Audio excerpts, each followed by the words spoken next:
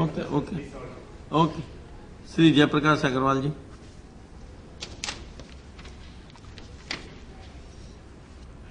Sir, science and technology department द्वारा कराई गई एक स्टडी से यह बात सामने आई है कि जलवायु परिवर्तन और तापमान में बढ़ोतरी की वजह से गंगोत्री ग्लेशियर हर साल 18.15 मीटर सिकुड़ रहा है।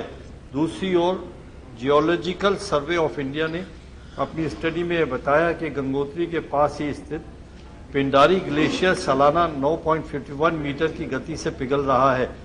इन अध्ययनों में कहा गया है कि यही हाल रहा तो ऊंचे ग्लेशियरों की बर्फ पिघलेगी और समुद्र का जल स्तर बढ़ेगा। इससे भारतीय उपमहाद्वीप के निचले तटीय इलाके बुरी तरह प्रभावित होंगे। चूंकि तापमान में बढ़ोतरी के लिए ग्रीन हाउस गैसें ही जिम्मेदार हैं, इसलिए ये आवश्यक है कि केंद्र सरकार विकसित देशों के साथ मिलकर ग्रीन हाउस गैसों का उत्सर्जन रोकने हेतु आवश्यक पहल करे और सरकार अंतर्राष्ट्रीय स्तर पर होने वाली बातचीत में विकसित देशों को लंबे समय तक ग्रीन हाउस गैसों का उत्सर्जन घटाने की प्रतिबद्धता पूरी करने के बारे में भी लगातार दबाव बनाए।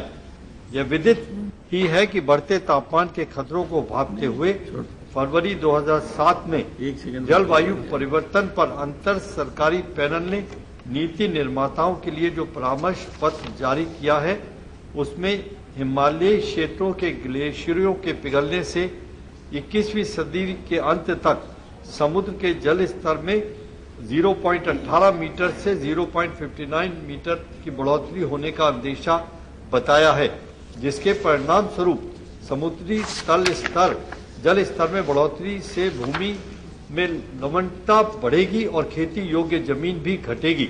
ऐसी स्थिति में मेरा केंद्र सरकार से अनुरोध है कि वह अंतर्राष्ट्रीय स्तर पर विकसित देशों के साथ मिलकर ग्रीन हाउस गैसों का उत्सर्जन पर प्रतिबंध लगाने हेतु कारगर कदम उठाए।